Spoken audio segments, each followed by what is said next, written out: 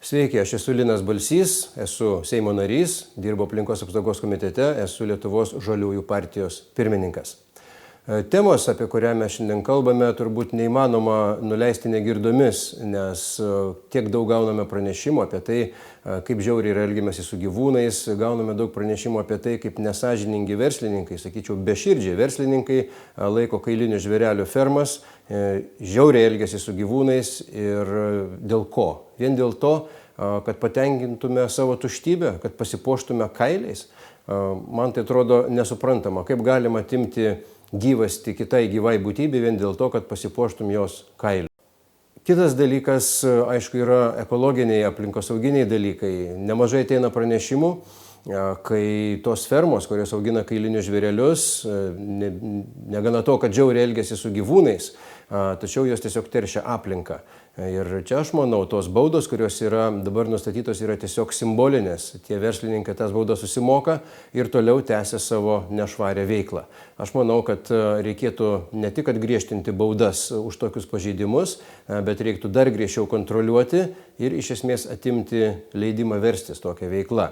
Aš kaip Seimo narys ketinu pateikti ir registruoti pataisas, tikiuosi gal dar tai pavyks padaryti šios kadencijos Seime, o kitos kadencijos Seime pavyks šitą įstatymą ir įgyvendinti, kad apskritai kailinių žvėrelių fermos Lietuvoje būtų uždraustos.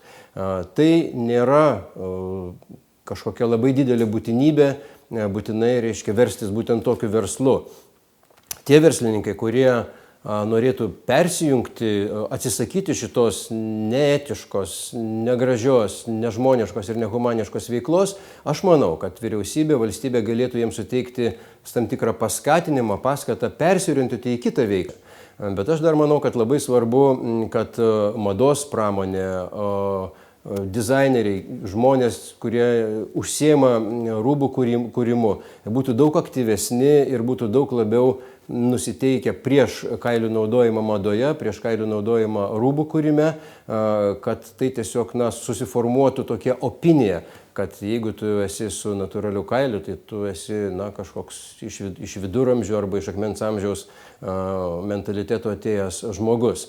Dabar jau tikrai ne tie laikai, kai kailis reikalingas tam, kad žmogus nenumirtų iš šalčio. Gyvename modernioje visuomenėje, gyvename prie naujų technologijų ir tokių žiaurių dalykų kaip kailinių žvėrelių fermos, kailių industrija, kuri pati savaime yra atgrasi, kad šitų dalykų būtų atsisakyta. Tikiuosi, kad visomis pastangomis, visos visuomenės pastangomis, tų žmonių, visuomeninių organizacijų, kurios užsiema tokia gera pozityvi veikla, mūsų politikų, kurie tai suprantame arba norime suprasti pastangomis, turėtume pasiekti tokių rezultatų, kad Lietuvoje nebeliktų kailinių žvėrelių fermų, kaip jau yra kai kuriuose kitose ES šalyse, ir ta nuostata, tas požiūris plinta ir aš tikiuosi, kad Lietuva atsidurs tarp tų pirmaujančių progresyvių ir pozityvių šalių.